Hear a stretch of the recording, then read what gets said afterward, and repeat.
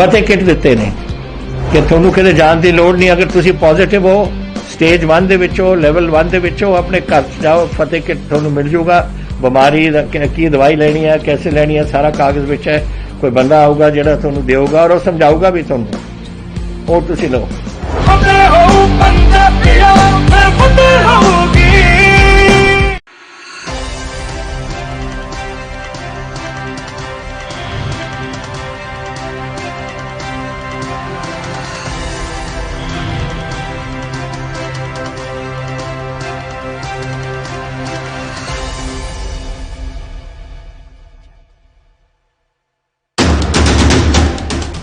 राष्ट्र धर्म रात 8 बजे सिर्फ ANB न्यूज पर। न्यूज देख रहे हैं आप, मैं हूं आपका सरवी राजपूत। कोरोना की स्थिति दिल्ली में ताजा बेकाबू। खबरनामा, खबर से असरता, शाम 5 बजे सिर्फ ANB न्यूज पर।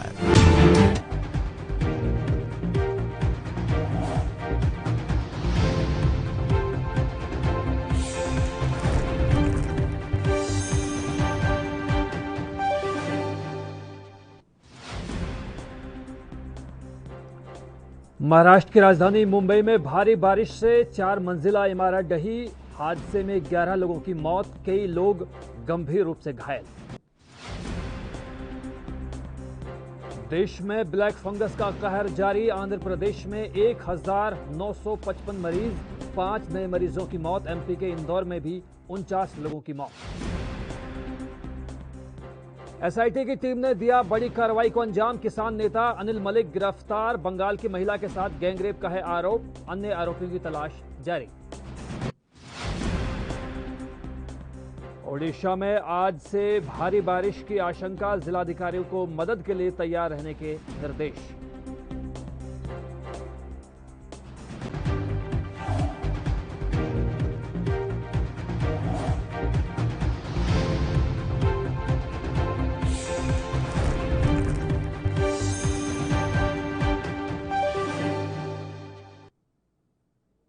नमस्कार, स्वागत है आपका एनबी न्यूज में और मैं हूं इस बुलेटिन के साथ जुबैर खान। कांग्रेस नेता जितिन प्रसाद के बीजेपी ज्वाइन करने के बाद सियासी बयानबाजियों का दौर शुरू हो गया है। दरअसल कांग्रेस के बागी विधायक अदिति सिंह ने भी इस पर टिप्पणी की है। उन्होंने कहा है कि कांग्रेस पार्टी के लिए ये एक बहुत बड़ा नुकसान है। इस पर पार्टी आलाकमान को आत्ममंथन करने की जरूरत है। कांग्रेस को सोचना चाहिए कि आखिर क्यों कद्दावर नेता कांग्रेस को छोड़कर जा रहे हैं। साथ ही एमएलए अदिति सिंह ने कहा कि बीजेपी में जितिन प्रसाद का भविष्य उज्जवल रहेगा।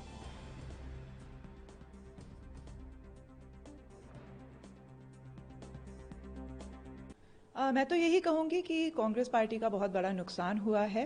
जो इतने वरिष्ठ और अच्छे नेता उन्होंने खोए हैं और कहीं ना कहीं पार्टी को इंट्रोस्पेक्ट करना चाहिए कि आखिर क्या ऐसा हो रहा है कि इतने बड़े बड़े नाम, इतने बड़े बड़े नेता, चाहे वो सिंधिया जी हों, अब जितिन भैया का जो पता चला है, क्यों ऐसे इतने वरिष्ठ नेता छोड़ के जा रहे हैं। यूथ लीडर्स हैं, इन्फ्लुएंशियल हैं ये नेता, तो कहीं ना कहीं ये बस एक परिवार की पार्टी बन के रह गई है। इन लोगों को इंट्रोस्पेक्ट करने की ज़रूरत है, इनको मंथन करना चाहिए। क्यों हमारे इतने अच्छे अच्छे नेता हमको छोड़ के जा रहे हैं, क्या कमियां आ रही हैं संगठन में, प्रदेश में, कि जो हम इतने अच्छे अच्छे नेता खोते जा रहे हैं अपने पार्टी फोल्ड से। और पर्सनली भी, क्योंकि मैं जितिन प्रसाद जी को जानती हूँ, एक बेहतरीन नेता हैं, इंटेलेक्चुअल नेता हैं, एंड कांग्रेस लॉसेस बीजेपी हमेशा सुनहरा ही होगा जहाँ भी वो रहें, क्योंकि वो एक बहुत बेहतरीन नेता हैं। लाइक आई सेड, बहुत पढ़े लिखे, समझदार, इतनी कम एज में उन्होंने मंत्रालय इतना बड़ा संभाला, सारी चीज़ें वो देख चुके हैं, बिल्कुल मजे हुए पॉलिटिशियन हैं। बहुत सारी चीज़ें हैं जिनमें वो एक्सपर्टीज़ रखते हैं। बहुत सारे मुद्दों पे अगर आप उनसे बात करें तो he is a very very knowledgeable politician, and उनका भविष्य सुनहरा ही रहेगा और मेरी उनको ढेर सारी शुभकामनाएं।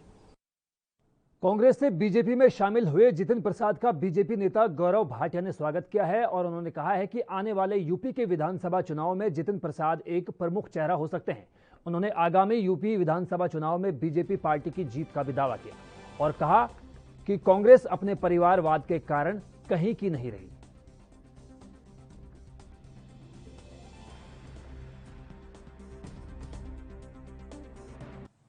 सबसे पहले तो मैं जितिन प्रसाद जी का भारतीय जनता पार्टी में स्वागत करता हूं और जैसा उन्होंने ज्वाइनिंग के समय पे कहा था, आज भारत में अगर कोई दल है जो वाकई भारत की सेवा में लगा है, जिसकी एक मजबूत विचारधारा है, जिसका नेतृत्व बड़ी मजबूती से श्री नरेंद्र मोदी जी कर रहे हैं, तो वो भारतीय जनता पार्टी है। और जितिन प्रसाद जी के भारतीय जनता पार्टी में आने से पार्टी को बल मिलेगा और हमें यकीन है कि अपनी कर्मठता से, अपनी मेहनत से वो आने वाले उत्तर प्रदेश चुनाव में भी एक प्रमुख भूमिका निभा के पार्टी को मजबूती देंगे। देखिए, जो उन्होंने कहा वो जग जाहिर है, हर नागरिक जानता है कि भारतीय जनता पार्टी में एक कार्यकर्ता भी सपना देख के मेहनत करके पार्टी का राष्ट्रीय अध्यक्ष बन सकता है। जैसे श्री अमित शाह जी बने, जैसे हमारे अध्यक्ष जेपी नड्डा जी बने, आप सर्वोच्च संवैधानिक पदों तक जो है पहुंच सकते हैं भारत की सेवा करने के लिए, जैसे श्री नरेंद्र मोदी जी ने किया। लेकिन ये जो वंशवादी पार्टियां हैं वहां संभव नहीं है। और कांग्रेस पार्टी आज उस जहाज की तरह है जिसको ये भी नहीं पता कि किस दिशा में जाना है, जहां पे केवल और केवल एक परिवार की सुनवाई है। और सबसे बड़ी बात है, अगर उत्तर प्रदेश के संदर्भ में बात करें, इसी परिवारवाद, भ्रष्टाचार की वजह से आज उत्तर प्रदेश में तो कांग्रेस पार्टी कहीं है ही नहीं। और बाकी भी जो पार्टियां हैं उनका जो आम जनता है उससे ना कोई लगाव है, ना कोई जोड़ है। और इसीलिए एकमात्र विकल्प उत्तर प्रदेश में भारतीय जनता पार्टी है और हमें पूरा यकीन है कि आने वाले चुनाव में हम पूर्ण बहुमत की, पिछली बार से ज्यादा सीटों वाली सरकार श्री योगी आदित्यनाथ जी के नेतृत्व में बना। और इस वक्त रुख करेंगे एक बड़ी खबर का जो हरियाणा से सामने आ रही है। जी हां, इस वक्त की बड़ी खबर, हरियाणा में एसआईटी की टीम ने बड़ी कार्रवाई को अंजाम दिया है। किसान नेता अनिल मलिक को गिरफ्तार किया जा चुका है। तो एसआईटी ने ये बड़ी कार्रवाई की है किसान नेता अनिल के खिलाफ, जिनको गिरफ्तार किया गया है। बंगाल की महिला के साथ गैंगरेप का उनके ऊपर इल्जाम है। हरियाणा के जिला भिवानी से उनकी गिरफ्तारी हुई है। तो एएनबी की टीवी स्क्रीन पर मौजूद ये बड़ी खबर, अनिल पर पुलिस ने इनाम भी घोषित किया हुआ था। साथ ही 2 अन्य आरोपी भी पुलिस की गिरफ्त से अभी बाहर बताए जा रहे हैं, जिनकी तलाश लगातार जारी है। तो हरियाणा के भिवानी से ये बड़ी खबर, जहां पर 6 लोगों पर मुकदमा दर्ज करवाया गया था बंगाल की महिला के साथ गैंगरेप के आरोप में। और एसआईटी ने इस बड़ी कार्रवाई को अंजाम देते हुए किसान नेता को गिरफ्तार किया है। किसान नेता अनिल मलिक को गिरफ्तार किया जा चुका है। बाकी आरोपियों की तलाश भी लगातार जारी है। आपको बता दें कि बंगाल की एक महिला के साथ गैंगरेप का इन पर आरोप है, जिसके चलते लंबे समय से पुलिस को इनकी तलाश थी और हरियाणा के भिवानी से उनको गिरफ्तार किया जा चुका है। अनिल पर पुलिस ने इनाम भी घोषित किया हुआ था।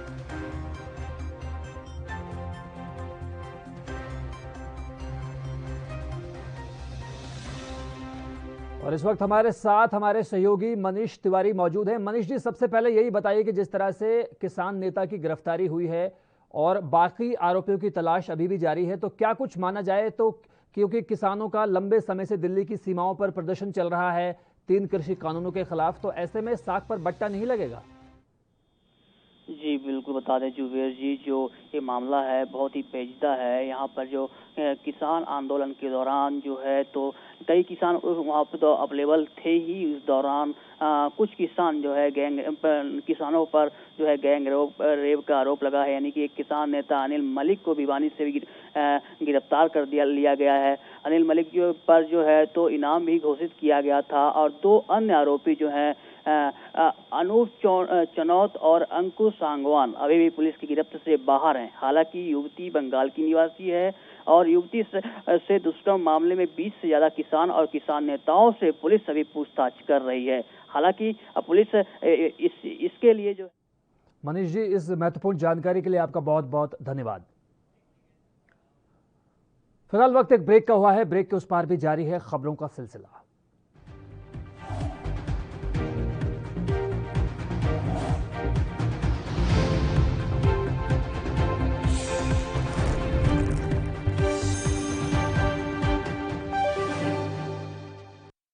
कोरोना वायरस ਨੂੰ ਅਸੀਂ ਤਾਂ ਹੀ ਹਰਾ ਸਕਦੇ ਹਾਂ ਜੇਕਰ ਅਸੀਂ ਆਪਣੇ ਵੱਧ ਤੋਂ ਵੱਧ ਟੈਸਟ ਕਰਵਾਵਾਂਗੇ ਤੇ ਵੈਕਸੀਨੇਸ਼ਨ ਲਗਵਾਵਾਂਗੇ।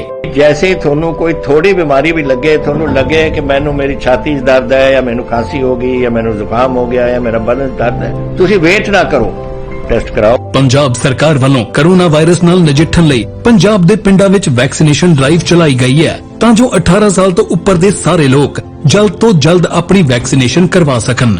ਪੂਰੇ ਪੰਜਾਬ ਦੇ ਪਿੰਡਾਂ ਲਈ ਕੋਵਿਡ ਟੈਸਟਿੰਗ ਕੇਂਦਰ ਸਥਾਪਿਤ ਕੀਤੇ ਗਏ ਨੇ। ਜੇਕਰ ਤੁਹਾਨੂੰ ਬੁਖਾਰ ਜ਼ੁਕਾਮ ਜਿਹੇ ਲੱਛਣ ਮਹਿਸੂਸ ਹੁੰਦੇ ਹਨ ਤਾਂ ਤੁਰੰਤ ਆਪਣਾ ਕੋਰੋਨਾ ਵਾਇਰਸ ਦਾ ਟੈਸਟ ਕਰਵਾਓ। ਕੋਰੋਨਾ ਸੰਬੰਧੀ ਜਾਣਕਾਰੀ ਲਈ 104 ਹੈਲਪਲਾਈਨ ਤੇ ਕਾਲ ਕਰੋ। तो तुसी प्लीज इस गल तो हुण मेरी गल मनो कि आपां पंजाब नूं बचाउणा है, अपने परिवारां नूं बचाउणा है, अपने पिंड नूं बचाउणा है, तुसी अपने महल्लिਆਂ नूं बचाउणा है। तुसी जो दस्सिया डॉक्टरां ने करो। हिदायतां दी पालना करके आओ मिल के करिए कोरोना ते फतेह। यही है साडा मिशन फतेह।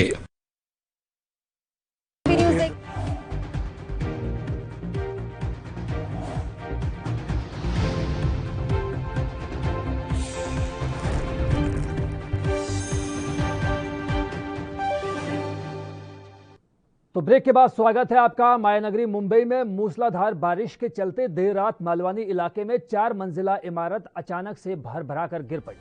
हादसे में 11 लोगों की मौके पर ही मौत हो गई, जबकि कई लोग अभी भी घायल बताए जा रहे हैं, जिन्हें BDBA नगर जनरल हॉस्पिटल में एडमिट करवाया गया है। जिस वक्त इमारत ढही उस वक्त कुछ बच्चे समेत कई लोग इमारत के अंदर मौजूद थे। घटना के तुरंत बाद फायर ब्रिगेड घटना स्थल पर पहुंच गई। स्थानीय पुलिस और लोगों की मदद से मलबे में फंसे 15 लोगों को बचाया गया। हालांकि अभी भी राहत और बचाव कार्य जारी है। शुरुआती जानकारी के मुताबिक उस वक्त इस इमारत में करीब 20 से ज्यादा लोग मौजूद थे, जिसमें कई बच्चे भी थे। घटना के बाद पहुंची फायर ब्रिगेड, स्थानीय पुलिस और लोगों की मदद से मलबे में फंसे सभी घायलों को बाहर निकालकर नजदीक के अस्पताल ले जाया गया। घायलों में कईयों की हालत नाजुक बनी हुई है। वहीं BMC ने कहा है कि आसपास की 3 इमारतें खतरनाक स्थिति में हैं और उन्हें भी खाली किया गया है।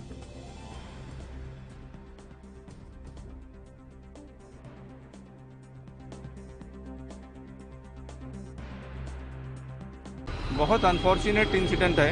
कल रात को 11:15 साढ़े 11 के करीबन ये इंसिडेंट यहाँ हुआ है। एक ग्राउंड प्लस 2 की एक इमारत थी, वो जो गिर गई है, वो गिरते समय वो सामने वाली बिल्डिंग पे गिर गई। उसमें कल रात से 18 लोगों को रेस्क्यू किया गया वहाँ से। उसमें से अभी तो सुबह तक 11 लोगों की मौत हो गई है और 7 लोग उसमें के इंजर्ड है। उस घटने की पूरी तहकीकात पुलिस करेंगे। जो कुछ भी कानूनी कार्रवाई करनी है वो जरूर हम। तो आप देख सकते हैं कि मायानगरी मुंबई में बारिश से 4 मंजिला इमारत ढह गई, जिसके बाद 11 लोगों की मौत हो गई। कई लोग घायल बताए जा रहे हैं, जिनका अस्पताल में इलाज चल रहा है। ताजनगरी आगरा के छलेसर फ्लाईओवर पर दर्दनाक सड़क हादसा हो गया। हादसे में 4 लोगों की मौत हो गई। करीब दर्जन भर लोग घायल बताए जा रहे हैं। जानकारी के मुताबिक खड़े कैंटर में रोडवेज बस जा घुसी। हादसे में घायल लोगों को SN मेडिकल कॉलेज भेजा गया है। जानकारी के मुताबिक हाईवे स्थित छलेसर फ्लाईओवर पर खराब पड़े कैंटर में कानपुर से आगरा आ रही रोडवेज बस टकरा गई। हादसे में बस में सवार 4 लोगों की मौत हो गई। 10 से ज्यादा लोग गंभीर रूप से घायल हो गए। जानकारी के मुताबिक सुबह जब ये हादसा हुआ उस वक्त ज्यादातर सवारियां बस में सो रही थी, लेकिन टक्कर के बाद चीख पुकार मच गई। जानकारी मिलने के बाद पुलिस भी मौके पर पहुंच गई। बस में फंसे घायलों को बाहर निकाला गया। इनमें से 4 की मौके पर ही मौत हो गई। घायलों को एम्बुलेंस से SN इमरजेंसी भेज दिया गया। मृतकों में 2 महिलाएं भी शामिल हैं।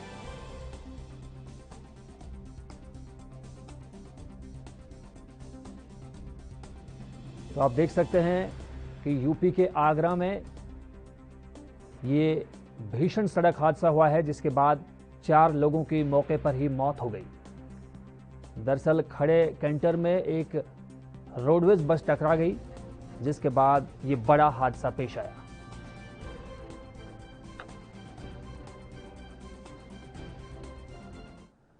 एलोपैथी के इलाज पर टिप्पणी करके विवादों में घिरे योग गुरु बाबा रामदेव भी अब कोरोना वायरस की वैक्सीन लगवाएंगे। जी हां, पीएम नरेंद्र मोदी ने 21 जून से देश के हर राज्य में 18 साल से ऊपर की उम्र के तमाम लोगों के लिए मुफ्त वैक्सीन मुहैया कराने का ऐलान किया। इसको लेकर बाबा रामदेव ने सभी से टीका लगवाने की अपील की और कहा कि मैं भी जल्द ही वैक्सीन लगवाऊंगा। बाबा रामदेव ने लोगों से कहा कि वो योग और आयुर्वेद का अभ्यास भी करेंगे।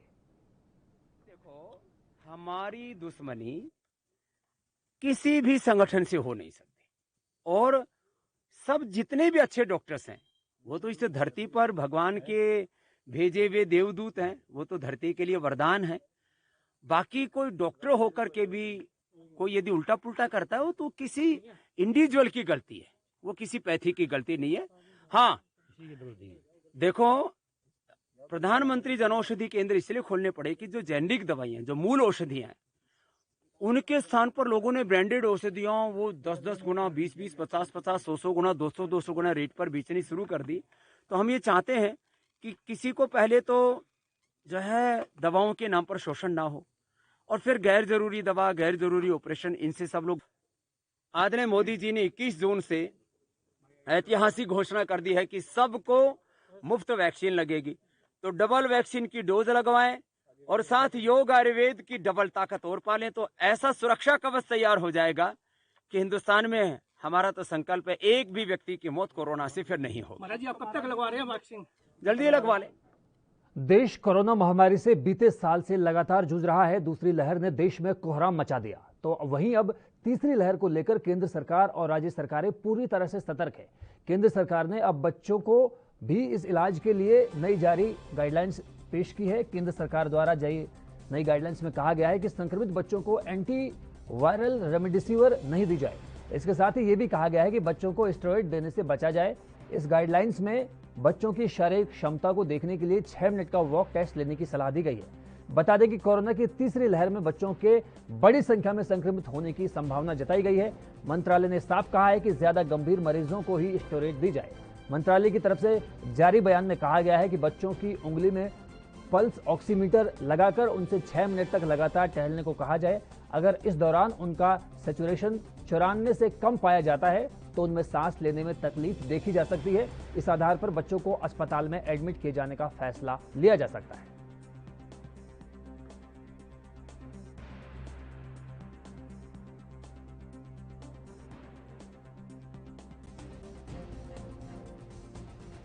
तो देश भर में कोरोना का कहर लगातार जारी है।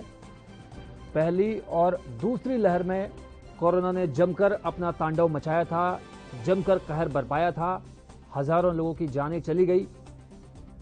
अब तीसरी लहर के मद्देनजर पहले ही स्वास्थ्य मंत्रालय की ओर से नई गाइडलाइंस जारी की गई हैं, खासतौर पर बच्चों के लिए।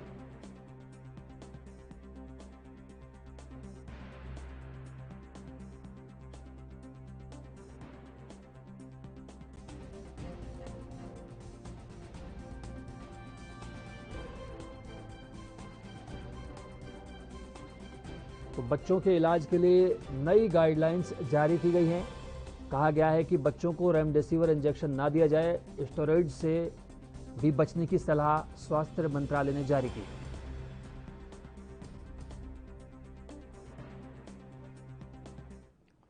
फिलहाल वक्त एक और ब्रेक का हुआ है, जल्द हाजिर होते हैं।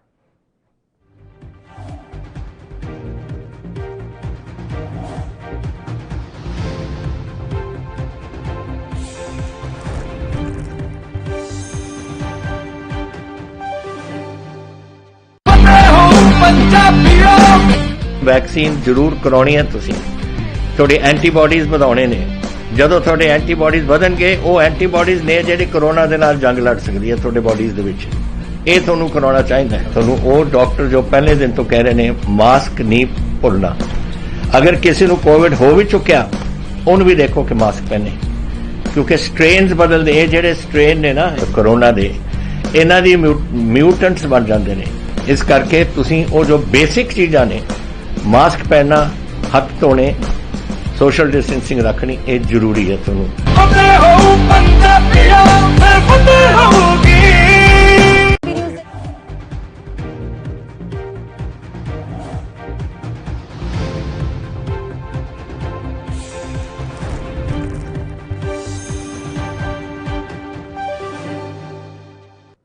तो ब्रेक के बाद स्वागत है आपका। देश भर में कोरोना संक्रमण से लड़ाई के बीच आंध्र प्रदेश में ब्लैक फंगस के कुल मामले 1955 तक पहुंच गए हैं। राज्य के मुख्य सचिव अनिल कुमार सिंघल ने पत्रकारों को यह जानकारी दी। उन्होंने कहा कि इनमें से 1301 केस सक्रिय हैं। मुख्य सचिव ने बताया कि 114 लोगों की अब तक मौत हो चुकी है। पिछले 24 घंटों में 5 लोगों की मौत हुई है, जबकि अब तक 654 मरीज ब्लैक फंगस को हरा चुके हैं। मुख्य सचिव ने यह भी बताया कि संक्रमित मरीजों का इलाज अलग अलग अस्पतालों में चल रहा है। बताया गया है कि पॉसकोनाजोल इंजेक्शन और टैबलेट्स की भरपूर मात्रा मौजूद है।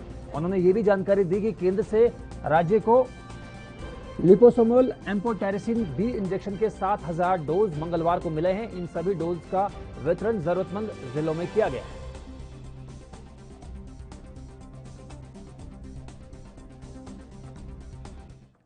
दिल्ली पुलिस यूं तो सदैव आपके लिए सदैव आपके साथ के स्लोगन के साथ दिल्ली वासियों की सुरक्षा में 24 घंटे मुस्तैद रहती है, लेकिन महकमे पहले से और ज्यादा सजग और सावधान रहने के लिए सीपी एसएन श्रीवास्तव ने शॉर्ट मूवीज को रिलीज किया। इन फिल्मों के जरिए ये दिखाने की कोशिश की गई कि वक्त के हिसाब से दिल्ली पुलिस को मॉडर्न, एडवांस और सावधान रहने की जरूरत है। डिजिटल माध्यम के जरिए दिल्ली पुलिस के जवानों को भी एक तरह से पैगाम दिया गया कि किसी भी कीमत पर सुरक्षा में कमी ना आने पाए। इसके अलावा दिल्ली में बेतहाशा बढ़ते ट्रैफिक को कंट्रोल के गुर भी लघु फिल्मों के जरिए सिखाए गए।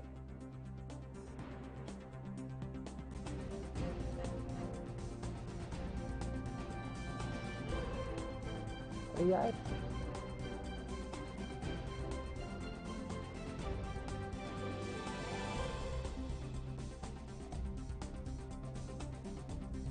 तो आप देख सकते हैं कि दिल्ली पुलिस ने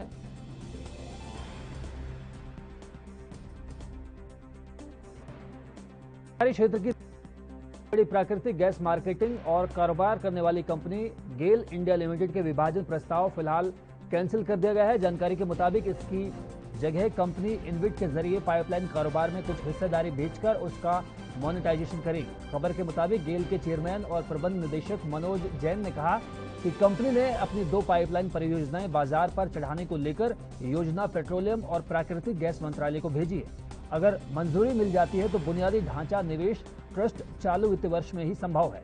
देश में 17,126 किलोमीटर गैस पाइपलाइन नेटवर्क में से करीब 3/4 गेल के अधीन है।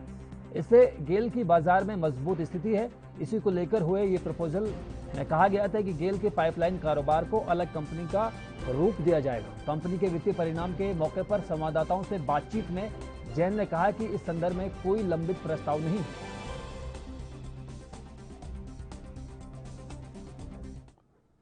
फिलहाल वक्त एक और ब्रेक का हुआ है, जल्द लौटते हैं।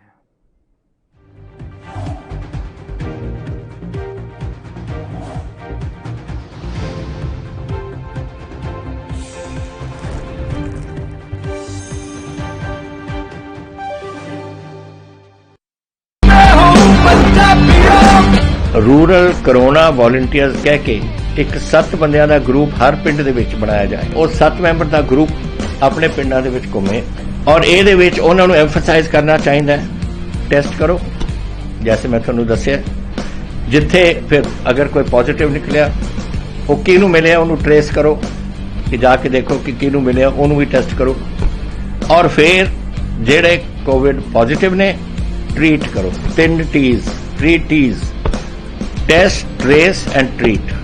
ये चीज़ां अब अगर आप कर सकिए तो तुसी देखो ये अपने पिंड और मोहल्ले कंट्रोल आ सकती है।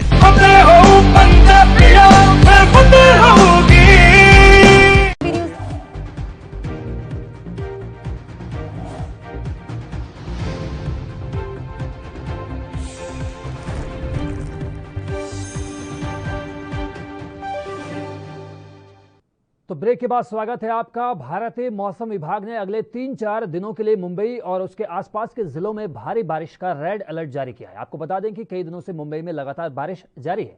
बुधवार को मानसून की पहली बारिश से ही मायानगरी पानी पानी हो गई, सड़कें तालाब बन गई तो लोकल ट्रेन ट्रैक पर भी पानी भरने में सेवाएं बाधित हो गई। जल भराव से सबसे ज्यादा नुकसान सबवे पर हुआ, जहां पर यातायात ठप हो गया और लोग परेशान दिखाई दिए। पहली बारिश से ही पानी पानी हुई मुंबई के हालात को देखते हुए सीएम उद्धव ठाकरे ने प्रशासन को जल्द से जल्द पानी निकासी के आदेश दिए और परिवहन सेवाएं बहाल करने के निर्देश भी दिए। सीएम ने मुंबई में नियंत्रण कक्षों और आसपास के जिलों में डीएम से बात की और आने वाली जोरदार बारिश के लिए पहले से तैयार रहने को कहा।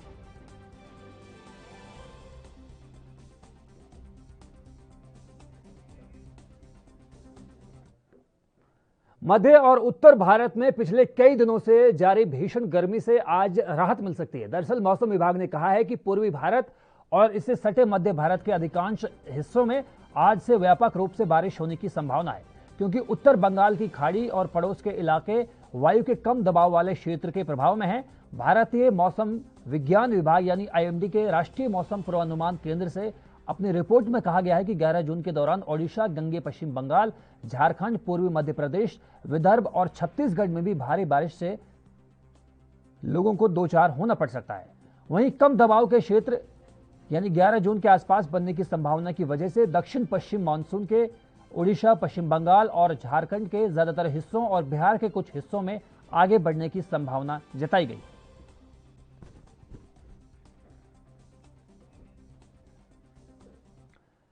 देश भर में कोरोना महामारी से मरे लोगों को मौन रख सर्वधर्म श्रद्धांजलि दी गई। रामनगरी अयोध्या में रामलला के मुख्य पुजारी आचार्य सत्येंद्र दास, बाबरी मस्जिद के पूर्व पक्षकार इकबाल अंसारी ने साथ मिलकर ये श्रद्धांजलि दी। तो वहीं सिख समाज से ज्ञानी जसवंत सिंह ने भी श्रद्धांजलि सभा में हिस्सा लिया। इस कार्यक्रम का आयोजन सत्यधाम मंदिर में सर्वधर्म श्रद्धांजलि आयोजित करने से हुआ। सत्यधाम मंदिर में कोरोना से मरे लोगों के लिए मौन रखा गया। श्रद्धांजलि के दौरान रामलला के मुख्य पुजारी आचार्य सत्येंद्र दास ने बताया कि कोरोना काल में जिनकी मृत्यु हुई उनकी आत्मा को शांति और उनके परिवार को आत्मबल मिले, इसीलिए सर्वधर्म श्रद्धांजलि अर्पित की गई।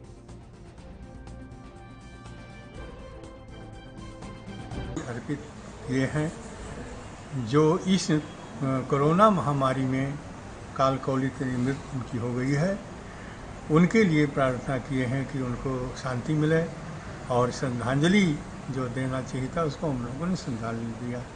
साथ ही साथ उनके परिवार जो आज दुखी हैं, जिन लोगों ने अपने शरीर को त्याग दिया है, उन परिवारों को आत्मबल मिले और उनको सुख शांति मिले। मौन रखा है। इस पर हमारे देखिए ज्ञानी जी बैठे हुए हैं, जन्मभूमि पुजारी जी बैठे हुए हैं, कल की राम महाराज जी बैठे हुए हैं। इनको सभी लोगों को, हम लोगों को इस बात का दुख है कि जो इस महामारी में लोग नहीं रहे और सब लोगों ने अपने अपने धर्म, अपने मजहब के हिसाब से जो है भगवान से एक प्रार्थना किया, अल्लाह से प्रार्थना किया है कि इन लोगों को लिए स्वर्ग में जगह मिले। हम ये चाहते हैं कि इस महामारी को देखते हुए हिंदू, मुस्लिम, सिख, ईसाई अपने अपने देवी देवता को हम लोग मनाए हैं कि इनको स्वर्ग में। अब खबर सूर्य ग्रहण को लेकर, जहां 148 साल बाद शनि जयंती पर साल का पहला सूर्य ग्रहण लगने वाला है। इससे पहले 26 मई 1873 को ऐसा संयोग बना था। विशेषज्ञों की माने तो भारत के 2 शहर में सूर्य ग्रहण दिखाई देगा, जिसकी कुल अवधि 4 घंटे 59 मिनट की रहेगी। जहां सूर्य ग्रहण के शुरू होने का समय दोपहर 1:42 से है, तो वहीं सूर्य ग्रहण के समाप्त होने की शाम 6:41 का है। आपको बता दें कि भारत में सूर्य ग्रहण अरुणाचल प्रदेश के वन्यजीव अभयारण्य के पास से शाम 5:52 पर देखा जाएगा। तो वहीं लद्दाख के उत्तरी हिस्से में शाम 6:15 पर सूर्यास्त होगा। यहाँ 6 बजे सूर्य ग्रहण देखा जा सकेगा। सूर्य ग्रहण की घटना का सीधा प्रसारण विश्व की कई संस्था और संगठन द्वारा लाइव भी दिखाया जाएगा।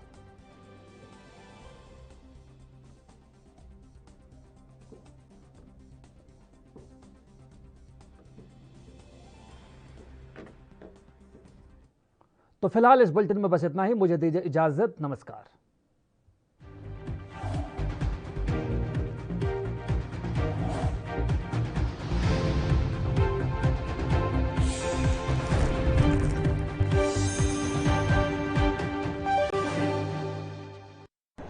यात्रीगण कृपया ध्यान दें, A&B express, news on wheels, Tata sky, Airtel, Facebook page, Instagram, Jio TV, Google play, YouTube और ऐप स्टोर पर रात 9 बजे A&B न्यूज पर आ रही है। धन्यवाद। कम ब्रेक और ज्यादा खबरों के साथ देखिए A&B news in channel number पर।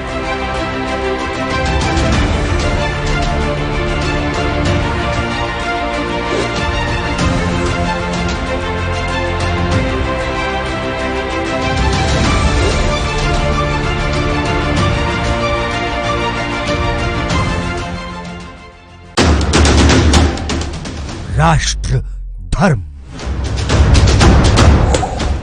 रात 8 बजे सिर्फ ANB न्यूज पर।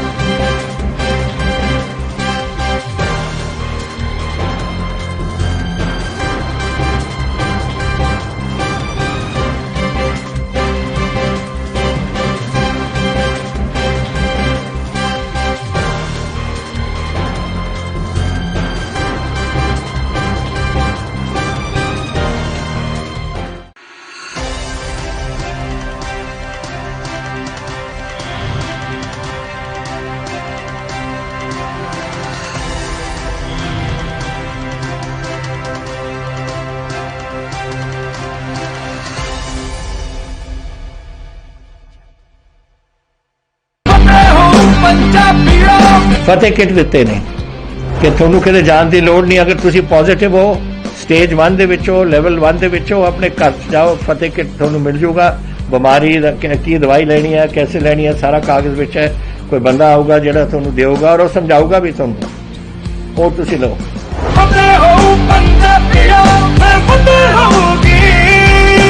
न्यूज देख रहे हैं आप, मैं हूं आपके साथ रवि राजपूत। कोरोना की स्थिति दिल्ली में काफी बेकाबू। खबरनामा, खबर से असर तक शाम 5 बजे सिर्फ ANB न्यूज पर।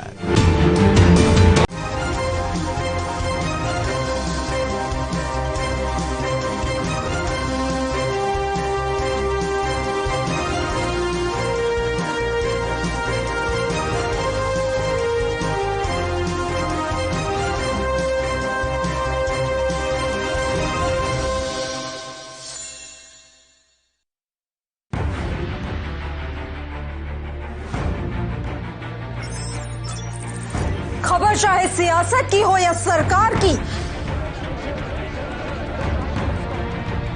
खबर चाहे भ्रष्टाचार की हो या गुनहगार की, दिन भर में क्या रहा देश जगत का हाल, किस मुद्दे ने बनाई किसकी सरकार, रखते हैं हम सब पर नजर, पहुंचाते हैं हम हर खबर। हम हैं ANB न्यूज।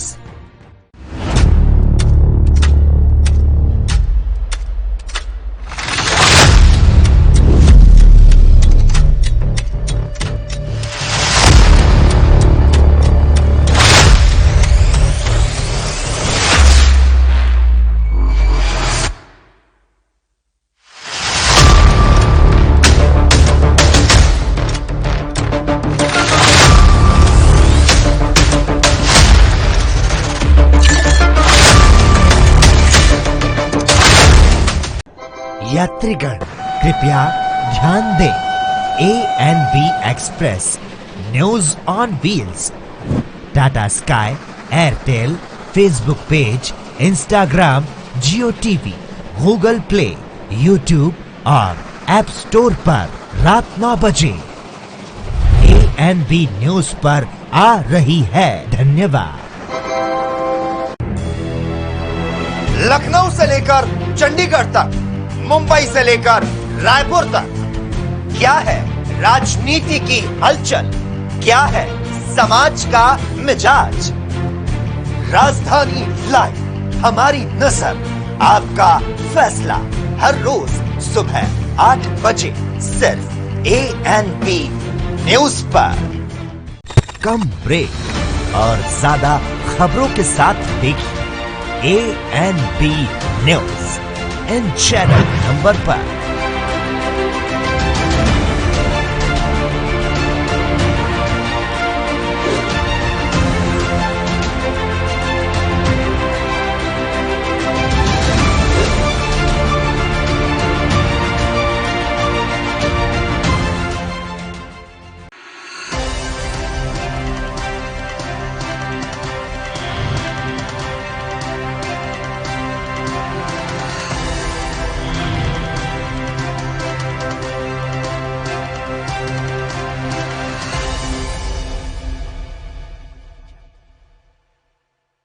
देख रहे हैं आप, मैं हूं आपके साथ परवीन राजपूत। कोरोना की स्थिति दिल्ली में काफी बेकाबू।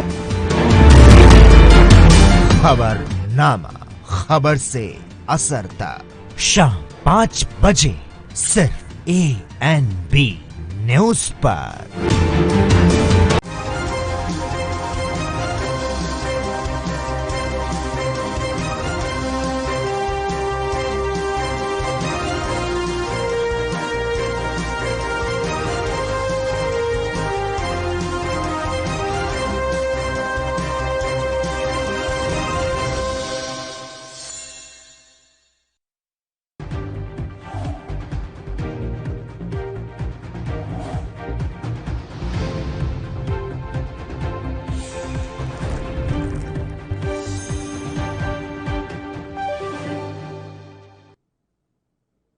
नमस्कार, स्वागत है आपका एनबी न्यूज में और मैं हूं इस बुलेटिन के साथ जुबैर खान। कांग्रेस नेता जितिन प्रसाद के बीजेपी ज्वाइन करने के बाद सियासी बयानबाजियों का दौर शुरू हो गया है। दरअसल कांग्रेस के बागी विधायक अदिति सिंह ने भी इस पर टिप्पणी की है। उन्होंने कहा है कि कांग्रेस पार्टी के लिए ये एक बहुत बड़ा नुकसान है। इस पर पार्टी आलाकमान को आत्ममंथन करने की जरूरत है। कांग्रेस को सोचना चाहिए कि आखिर क्यों कद्दावर नेता कांग्रेस को छोड़कर जा रहे हैं। साथ ही MLA अदिति सिंह ने कहा कि बीजेपी में जितिन प्रसाद का भविष्य उज्जवल रहेगा।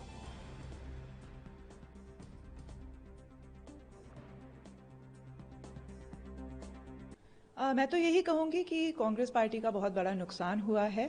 जो इतने वरिष्ठ और अच्छे नेता उन्होंने खोए हैं, और कहीं ना कहीं पार्टी को इंट्रोस्पेक्ट करना चाहिए कि आखिर क्या ऐसा हो रहा है कि इतने बड़े बड़े नाम, इतने बड़े बड़े नेता, चाहे वो सिंधिया जी हों, अब जितिन भैया का जो पता चला है, क्यों ऐसे इतने वरिष्ठ नेता छोड़ के जा रहे हैं। यूथ लीडर्स हैं, इन्फ्लुएंशियल हैं ये नेता, तो कहीं ना कहीं ये बस एक परिवार की पार्टी बन के रह गई है। इन लोगों को इंट्रोस्पेक्ट करने की ज़रूरत है, इनको मंथन करना चाहिए। क्यों हमारे इतने अच्छे अच्छे नेता हमको छोड़ के जा रहे हैं, क्या कमियां आ रही हैं संगठन में, प्रदेश में, कि जो हम इतने अच्छे अच्छे नेता खोते जा रहे हैं अपने पार्टी फोल्ड से। और पर्सनली भी, क्योंकि मैं जितिन प्रसाद जी को जानती हूँ, एक बेहतरीन नेता हैं, इंटेलेक्चुअल नेता हैं, एंड कांग्रेस लॉसेस बीजेपी भविष्य सुनहरा ही होगा जहाँ भी वो रहें, क्योंकि वो एक बहुत बेहतरीन नेता हैं। लाइक आई सेड, बहुत पढ़े लिखे, समझदार, इतनी कम एज में उन्होंने मंत्रालय इतना बड़ा संभाला, सारी चीज़ें वो देख चुके हैं, बिल्कुल मजे हुए पॉलिटिशियन हैं। बहुत सारी चीज़ें हैं जिनमें वो एक्सपर्टीज़ रखते हैं। बहुत सारे मुद्दों पे अगर आप उनसे बात करें तो he is a very very knowledgeable politician, and उनका भविष्य सुनहरा ही रहेगा और मेरी उनको ढेर सारी शुभकामनाएं। कांग्रेस से बीजेपी में शामिल हुए जितिन प्रसाद का बीजेपी नेता गौरव भाटिया ने स्वागत किया है और उन्होंने कहा है कि आने वाले यूपी के विधानसभा चुनाव में जितिन प्रसाद एक प्रमुख चेहरा हो सकते हैं। उन्होंने आगामी यूपी विधानसभा चुनाव में बीजेपी पार्टी की जीत का भी दावा किया और कहा कि कांग्रेस अपने परिवारवाद के कारण कहीं की नहीं रही।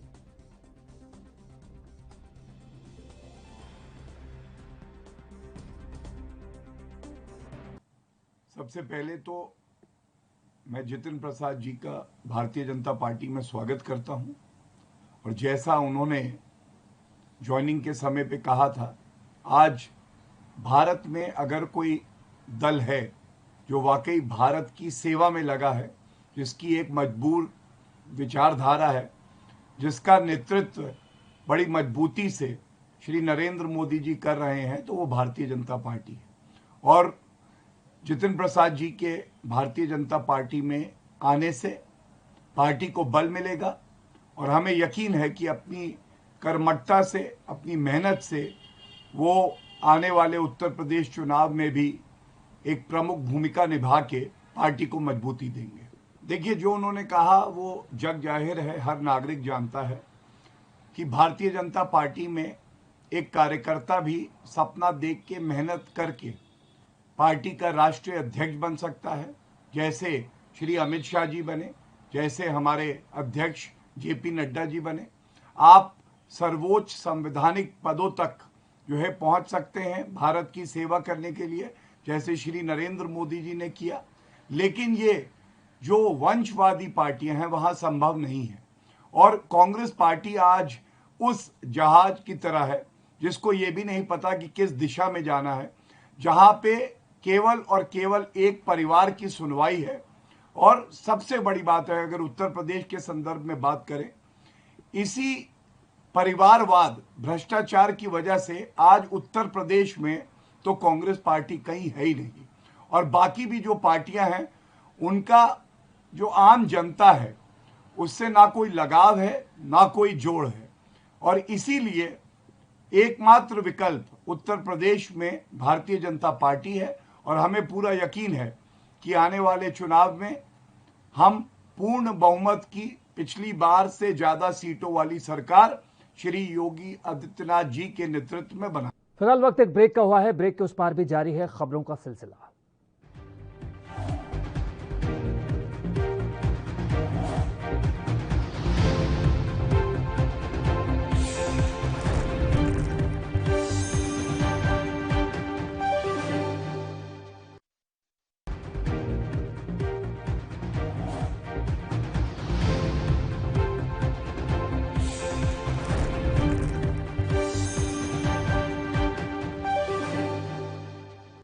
तो ब्रेक के बाद स्वागत है आपका। मायानगरी मुंबई में मूसलाधार बारिश के चलते देर रात मालवानी इलाके में 4 मंजिला इमारत अचानक से भर कर गिर पड़ी।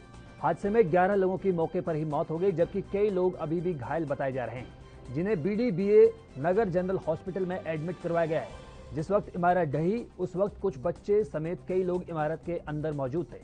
घटना के तुरंत बाद फायर ब्रिगेड घटना स्थल पर पहुंच गई। स्थानीय पुलिस और लोगों की मदद से मलबे में फंसे 15 लोगों को बचाया गया। हालांकि अभी भी राहत और बचाव कार्य जारी है। शुरुआती जानकारी के मुताबिक उस वक्त इस इमारत में करीब 20 से ज्यादा लोग मौजूद थे, जिसमें कई बच्चे भी थे। घटना के बाद पहुंची फायर ब्रिगेड, स्थानीय पुलिस और लोगों की मदद से मलबे में फंसे सभी घायलों को बाहर निकालकर नजदीक के अस्पताल ले जाया गया। घायलों में कईयों की हालत नाजुक बनी हुई है। वहीं BMC ने कहा है कि आसपास की 3 इमारतें खतरनाक स्थिति में हैं और उन्हें भी खाली किया गया है।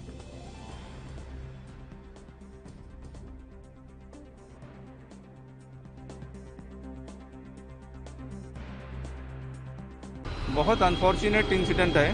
कल रात को 11:15 साढ़े 11 के करीबन ये इंसिडेंट यहाँ हुआ है। एक ग्राउंड प्लस 2 की एक इमारत थी, वो जो गिर गई है, वो गिरते समय सामने वाली बिल्डिंग पे गिर गई। उसमें कल रात से 18 लोगों को रेस्क्यू किया गया वहाँ से।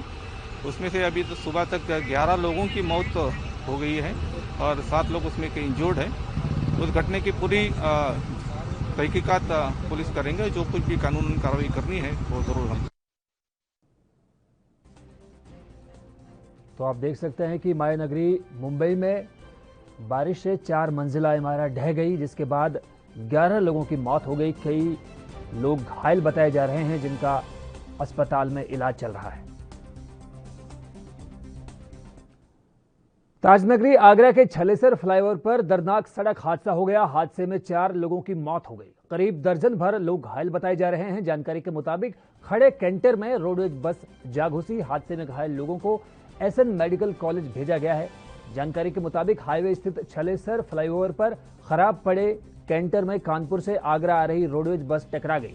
हादसे में बस में सवार 4 लोगों की मौत हो गई। 10 से ज्यादा लोग गंभीर रूप से घायल हो गए। जानकारी के मुताबिक सुबह जब ये हादसा हुआ उस वक्त ज्यादातर सवारियां बस में सो रही थी, लेकिन टक्कर के बाद चीख पुकार मच गई। जानकारी मिलने के बाद पुलिस भी मौके पर पहुंच गई। बस में फंसे घायलों को बाहर निकाला गया। इनमें से 4 की मौके पर ही मौत हो गई। घायलों को एम्बुलेंस से SN इमरजेंसी भेज दिया गया। मृतकों में 2 महिलाएं भी शामिल हैं।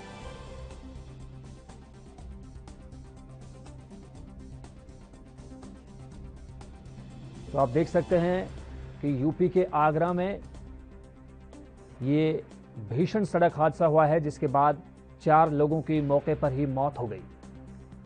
दरअसल खड़े कैंटर में एक रोडवेज बस टकरा गई, जिसके बाद ये बड़ा हादसा पेश आया।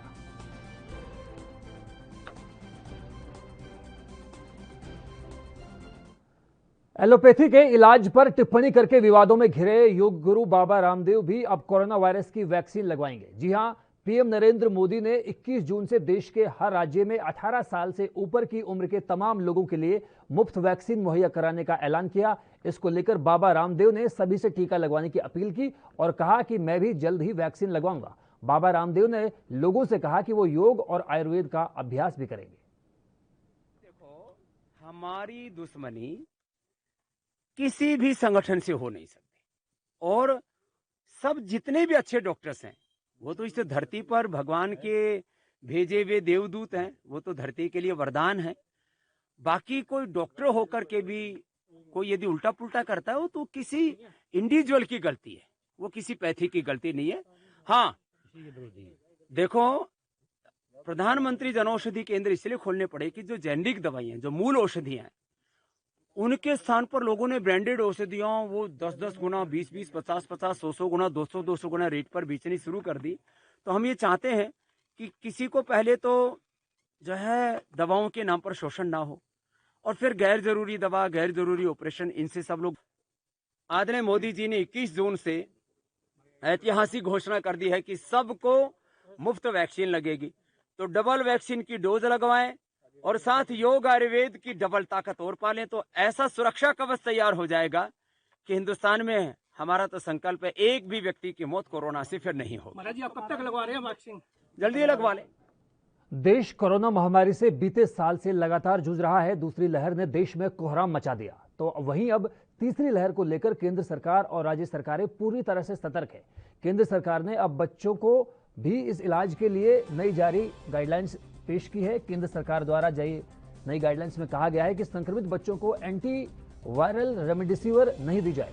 इसके साथ ही ये भी कहा गया है कि बच्चों को स्टेरॉइड देने से बचा जाए। इस गाइडलाइंस में बच्चों की शारीरिक क्षमता को देखने के लिए 6 मिनट का वॉक टेस्ट लेने की सलाह दी गई है। बता दें कि कोरोना की तीसरी लहर में बच्चों के बड़ी संख्या में संक्रमित होने की संभावना जताई गई है। मंत्रालय ने साफ कहा है कि ज्यादा गंभीर मरीजों को ही स्टेरॉइड दी जाए। मंत्रालय की तरफ से जारी बयान में कहा गया है कि बच्चों की उंगली में पल्स ऑक्सीमीटर लगाकर उनसे 6 मिनट तक लगातार टहलने को कहा जाए। अगर इस दौरान उनका सैचुरेशन 94 से कम पाया जाता है तो उनमें सांस लेने में तकलीफ देखी जा सकती है। इस आधार पर बच्चों को अस्पताल में एडमिट किए जाने का फैसला लिया जा सकता है।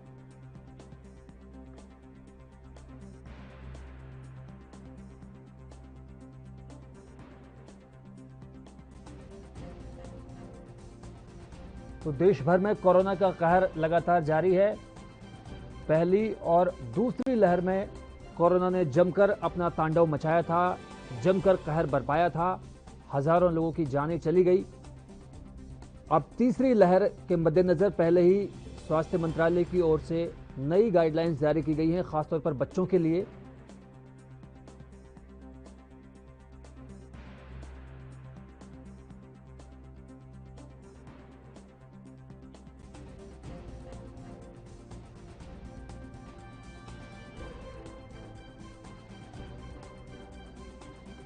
तो बच्चों के इलाज के लिए नई गाइडलाइंस जारी की गई हैं। कहा गया है कि बच्चों को रेमडेसिविर इंजेक्शन ना दिया जाए। स्टेरॉइड से भी बचने की सलाह स्वास्थ्य मंत्रालय ने जारी की।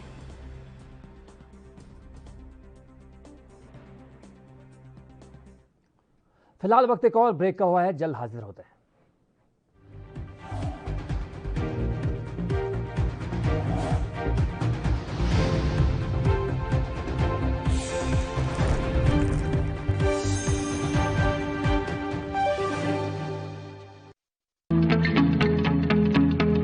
पूरा देश इस ਵੇਲੇ ਕੋਰੋਨਾ ਦੇ ਨਾਲ ਜੰਗ ਲੜ ਰਿਹਾ ਹੈ ਤੇ ਪੰਜਾਬ ਵੀ ਇਸ ਜੰਗ ਦੇ ਵਿੱਚ ਸ਼ਾਮਿਲ ਹੈ। ਇਸ ਲੜਾਈ ਦੇ ਵਿੱਚ ਜਿੱਥੇ ਕੈਪਟਨ ਅਮਰਿੰਦਰ ਸਿੰਘ ਦੀ ਅਗਵਾਈ ਵਾਲੀ ਪੰਜਾਬ ਸਰਕਾਰ ਆਮ ਜਨਤਾ ਦੇ ਨਾਲ ਮੋਢਾ ਜੋੜ ਕੇ ਖੜੀ ਹੈ ਤੇ ਉੱਥੇ ਹੀ ਆਮ ਜਨਤਾ ਵੀ ਪੰਜਾਬ ਸਰਕਾਰ ਨੂੰ ਆਪਣਾ ਪੂਰਾ ਯੋਗਦਾਨ ਦੇ ਰਹੀ ਹੈ ਤੇ ਇਸ ਦਾ ਨਤੀਜਾ ਇਹ ਹੈ ਕਿ ਅੱਜ ਪੰਜਾਬ ਸਿਹਤ ਸੇਵਾਵਾਂ ਵਿੱਚ ਹੋਰਨਾਂ ਰਾਜਾਂ ਨਾਲੋਂ ਕਿਤੇ ਜ਼ਿਆਦਾ ਅੱਗੇ ਹੈ। ਇਸ ਦਾ ਇੱਕ ਸਭ ਤੋਂ ਵੱਡਾ ਉਦਾਹਰਣ ਫਤਿਹ ਕਿੱਟ ਹੈ ਜੋ ਕਿ ਸਿਹਤ ਵਿਭਾਗ ਵੱਲੋਂ ਸਮੇਂ ਸਿਰ ਲੋਕਾਂ ਤੱਕ ਪਹੁੰਚਾਈ ਜਾ ਰਹੀ ਹੈ। ਮੇਰੀ ਥੋੜੇ ਦਿਨ ਪਹਿਲਾਂ ਕੋਵਿਡ ਦੀ ਰਿਪੋਰਟ ਪੋਜ਼ਿਟਿਵ ਆਈ ਸੀ ਤੇ ਅੱਜ ਮੈਨੂੰ ਫਤਿਹ ਕਿੱਟ ਹੈਲਥ ਡਿਪਾਰਟਮੈਂਟ ਵੱਲੋਂ ਪ੍ਰੋਵਾਈਡ ਕੀਤੀ ਗਈ ਹੈ ਜਿਹਦੇ ਵਿੱਚ ਕੀ ਜ਼ਰੂਰਤ ਦੀਆਂ ਸਾਰੀਆਂ ਦਵਾਈਆਂ ਨੇ। ਮੈਂ ਪੰਜਾਬ ਸਰਕਾਰ ਦਾ ਇਸ ਵਾਸਤੇ ਬਹੁਤ-ਬਹੁਤ ਧੰਨਵਾਦ ਕਰਦੀ ਹਾਂ। ਦਰਅਸਲ ਇਸ ਕਿੱਟ ਵਿੱਚ ਮਰੀਜ਼ ਦੇ ਇਲਾਜ ਲਈ ਉਹ ਸਾਰੀਆਂ ਦਵਾਈਆਂ ਅਤੇ ਉਪਕਰਣ ਸ਼ਾਮਿਲ ਨੇ ਜਿਸ ਦੇ ਨਾਲ ਮਰੀਜ਼ ਘਰ 'ਚ ਰਹਿ ਕੇ ਹੀ ਕੋਰੋਨਾ ਨੂੰ ਮਾਤ ਦੇ ਸਕਦਾ ਹੈ। ਇਸ ਫਤਿਹ ਕਿੱਟ ਵਿੱਚ 18 ਚੀਜ਼ਾਂ ਸ਼ਾਮਿਲ ਨੇ ਜਿਸ ਵਿੱਚ digital thermometer, steamer, finger tip pulse oximeter, vitamin C, Limcee, zinc ਦੀਆਂ ਗੋਲੀਆਂ, ਵਿਟਾਮਿਨ D3 ਕੈਪਸੂਲ, ਆਯੁਸ਼ ਕਵਾਥ, ਡੋਲੋ ਅਤੇ ਹੋਰ ਦਵਾਈਆਂ ਸ਼ਾਮਿਲ ਨੇ। ਕੋਈ ਪੀੜਤ ਵੀ ਜਦੋਂ ਫੋਨ ਕਰਦਾ ਹੈ ਤਾਂ ਸਿਹਤ ਮਹਿਕਮੇ ਦੇ ਕਰਮਚਾਰੀ ਉਸ ਨੂੰ ਘਰ ਜਾ ਕੇ ਫਤਿਹ ਕਿੱਟ ਮੁਹੱਈਆ ਕਰਵਾਉਂਦੇ ਨੇ। ਉਹਨਾਂ ਦੇ ਜਿਹੜੇ ਮਰੀਜ਼ ਪੋਜ਼ਿਟਿਵ ਆਉਂਦੇ ਨੇ ਉਹਨਾਂ ਨੂੰ ਇੱਥੋਂ ਟਰੂ ਕਾਰਨਰ ਤੋਂ ਕਿੱਟ ਇਸ਼ੂ ਹੁੰਦੀ ਹੈ। ਲਿਸਟ ਦੇ ਮੁਤਾਬਿਕ ਸਾਡੇ ਹੈਲਥ ਵਰਕਰ ਨੇ ਉਹ ਘਰ ਜਾ ਕੇ ਕਿੱਟ ਪ੍ਰੋਵਾਈਡ ਕਰਦੇ ਆ ਬੈਨੀਫਿਸ਼ਰੀ ਨੂੰ। ਇਸ ਕਿੱਟ ਵਿੱਚ ਕਰੋਨਾ ਦੇ ਲਈ ਜਿਹੜੇ ਮਰੀਜ਼ ਨੂੰ ਸਮਾਨ ਦਵਾਈਆਂ ਦੀ ਜ਼ਰੂਰਤ ਹੈ ਉਹ ਸਾਰੀ ਦਿੱਤੀ ਗਈ ਹੈ। ਦਰਅਸਲ ਹੋਮ ਕੁਆਰੰਟਾਈਨ ਮਰੀਜ਼ਾਂ ਲਈ ਫਤਿਹ ਕਿੱਟ ਵਰਦਾਨ ਸਾਬਤ ਹੋ ਰਹੀ ਹੈ ਤੇ ਇਨ੍ਹਾਂ ਕਿੱਟਾਂ ਦਾ ਹੀ ਨਤੀਜਾ ਹੈ ਕਿ ਅੱਜ ਪੰਜਾਬ ਕੋਰੋਨਾ ਦੇ ਖਿਲਾਫ ਜੰਗ ਵਿੱਚ ਕਿਤੇ ਹੀ ਅੱਗੇ ਨਿਕਲ ਚੁੱਕਾ ਹੈ। ਲਾਜ਼ਮੀ ਤੌਰ ਤੇ ਪੰਜਾਬ ਫਤਿਹ ਕਿੱਟ ਨਾਲ ਵੀ ਇੱਕ ਦਿਨ ਜ਼ਰੂਰ ਕੋਰੋਨਾ ਤੇ ਫਤਿਹ ਪਾਏਗਾ।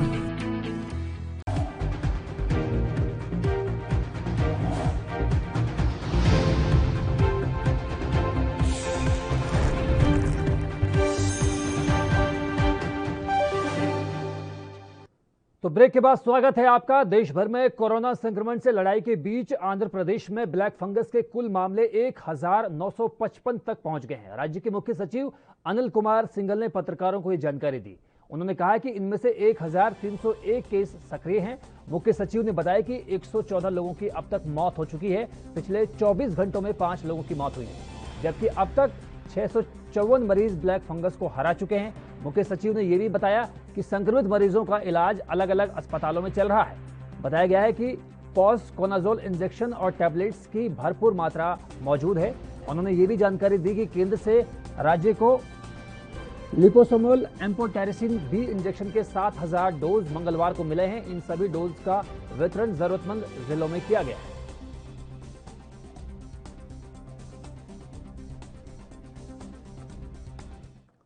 दिल्ली पुलिस यूं तो सदैव आपके लिए सदैव आपके साथ के स्लोगन के साथ दिल्ली वासियों की सुरक्षा में 24 घंटे मुस्तैद रहती है, लेकिन महकमे पहले से और ज्यादा सजग और सावधान रहने के लिए सीपी एसएन श्रीवास्तव ने शॉर्ट मूवीज को रिलीज किया।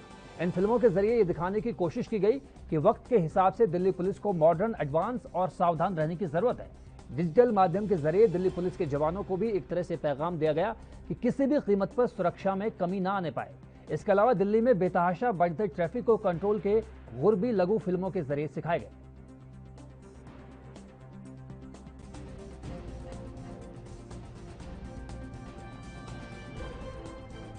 यार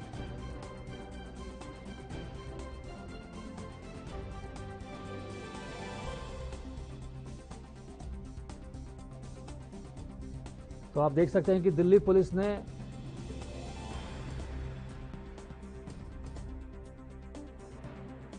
क्षेत्र की बड़ी प्राकृतिक गैस मार्केटिंग और कारोबार करने वाली कंपनी गेल इंडिया लिमिटेड के विभाजन प्रस्ताव फिलहाल कैंसिल कर दिया गया है। जानकारी के मुताबिक इसकी जगह कंपनी इनविट के जरिए पाइपलाइन कारोबार में कुछ हिस्सेदारी बेचकर उसका मोनेटाइजेशन करेगी। खबर के मुताबिक गेल के चेयरमैन और प्रबंध निदेशक मनोज जैन ने कहा कि कंपनी ने अपनी 2 पाइपलाइन परियोजनाएं बाजार पर चढ़ाने को लेकर योजना पेट्रोलियम और प्राकृतिक गैस मंत्रालय को भेजी है। अगर मंजूरी मिल जाती है तो बुनियादी ढांचा निवेश ट्रस्ट चालू वित्त वर्ष में ही संभव है।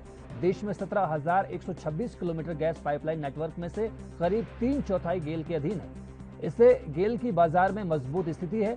इसी को लेकर हुए ये प्रपोजल में कहा गया था कि गेल के पाइपलाइन कारोबार को अलग कंपनी का रूप दिया जाएगा। कंपनी के वित्तीय परिणाम के मौके पर संवाददाताओं से बातचीत में जैन ने कहा कि इस संदर्भ में कोई लंबित प्रस्ताव नहीं है।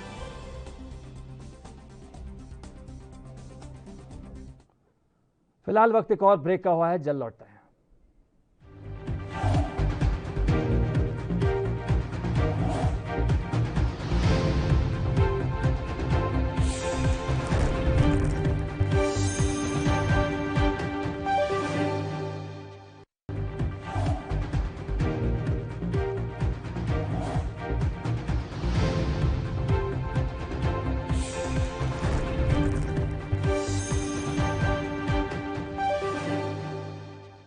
तो ब्रेक के बाद स्वागत है आपका। भारतीय मौसम विभाग ने अगले 3-4 दिनों के लिए मुंबई और उसके आसपास के जिलों में भारी बारिश का रेड अलर्ट जारी किया है। आपको बता दें कि कई दिनों से मुंबई में लगातार बारिश जारी है। बुधवार को मानसून की पहली बारिश से ही मायानगरी पानी पानी हो गई, सड़कें तालाब बन गई तो लोकल ट्रेन ट्रैक पर भी पानी भरने में सेवाएं बाधित हो गई। जल भराव से सबसे ज्यादा नुकसान सबवे पर हुआ, जहां पर यातायात ठप हो गया और लोग परेशान दिखाई दिए। पहली बारिश से ही पानी पानी हुई मुंबई के हालात को देखते हुए सीएम उद्धव ठाकरे ने प्रशासन को जल्द से जल्द पानी निकासी के आदेश दिए और परिवहन सेवाएं बहाल करने के निर्देश भी दिए। सीएम ने मुंबई में नियंत्रण कक्षों और आसपास के जिलों में डीएम से बात की और आने वाली जोरदार बारिश के लिए पहले से तैयार रहने को कहा।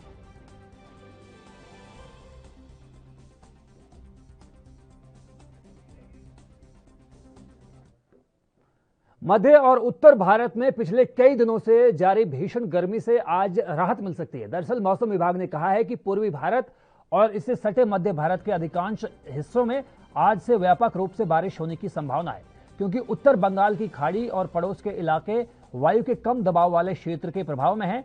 भारतीय मौसम विज्ञान विभाग यानी आईएमडी के राष्ट्रीय मौसम पूर्वानुमान केंद्र से अपनी रिपोर्ट में कहा गया है कि 11 जून के दौरान ओडिशा, गंगे पश्चिम बंगाल, झारखंड, पूर्वी मध्य प्रदेश, विदर्भ और छत्तीसगढ़ में भी भारी बारिश से लोगों को दो चार होना पड़ सकता है।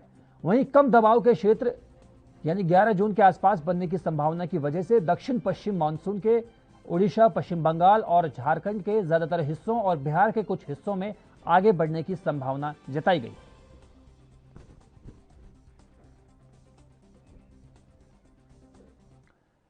देश भर में कोरोना महामारी से मरे लोगों को मौन रख सर्वधर्म श्रद्धांजलि दी गई। रामनगरी अयोध्या में रामलला के मुख्य पुजारी आचार्य सत्येंद्र दास, बाबरी मस्जिद के पूर्व पक्षकार इकबाल अंसारी ने साथ मिलकर ये श्रद्धांजलि दी। तो वहीं सिख समाज से ज्ञानी जसवंत सिंह ने भी श्रद्धांजलि सभा में हिस्सा लिया। इस कार्यक्रम का आयोजन सत्यधाम मंदिर में सर्वधर्म श्रद्धांजलि आयोजित करने से हुआ। सत्यधाम मंदिर में कोरोना से मरे लोगों के लिए मौन रखा गया। श्रद्धांजलि के दौरान रामलला के मुख्य पुजारी आचार्य सत्येंद्र दास ने बताया कि कोरोना काल में जिनकी मृत्यु हुई उनकी आत्मा को शांति और उनके परिवार को आत्मबल मिले, इसीलिए सर्वधर्म श्रद्धांजलि अर्पित की गई।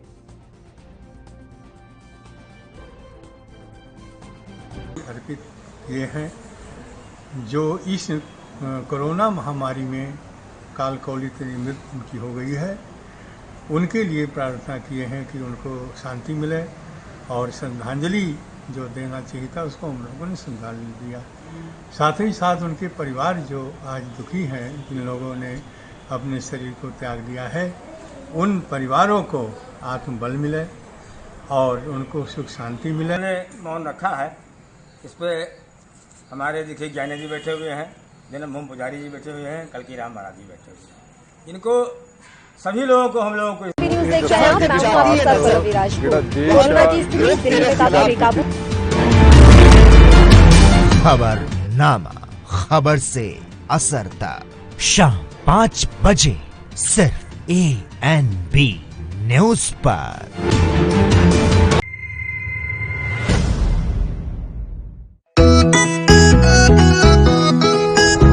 सबको टीका लगवाना है, कोरोना को हराना है। टीके की सुरक्षा अपना कर सुरक्षा चक्र बनाना है। 18 साल की उम्र हो, युवा हो या बुजुर्ग हो, एक पल भी सोचे बिना ये मौका नहीं गवाना है। सबको टीका लगवाना है, कोरोना को हराना है।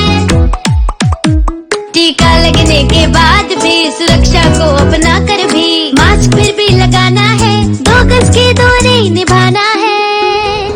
सबको टीका लगवाना है, कोरोना को हराना है। और वैक्सीन लगाने में मुझे किसी तरह की कोई दिक्कत नहीं हुई है। गवर्नमेंट ने काफी अच्छी व्यवस्था की हुई है यहाँ पर, और मैं सबसे यही कहूँगा कि सभी को वैक्सीन लगवानी चाहिए। और उसमें कोई भी ऐसा दर्द या कोई ऐसी चिंता वाली विषय की बात नहीं है। मैंने टीका लगवाया है जीत का, आप भी लगवाइए। टीका ही दिलाएगा जीत, टीका जीत। आज मैंने कोरोना से जीतने के लिए टीका लगवाया, आप लोग भी लगवाएं, सुरक्षित रहें। मैंने लगाया है टीका जीत का, आप भी लगवाइए। चलो टीका लगवाएं, कोरोना को हराएं। निःशुल्क टीकाकरण अभियान में 18 वर्ष से अधिक उम्र वालों के लिए टीका लगवाकर सुरक्षा कवच बनाएं। cowin.gov.in पर रजिस्ट्रेशन करवाएं। सूचना एवं जनसंपर्क विभाग उत्तर प्रदेश द्वारा जनहित में जारी। लखनऊ से लेकर चंडीगढ़ तक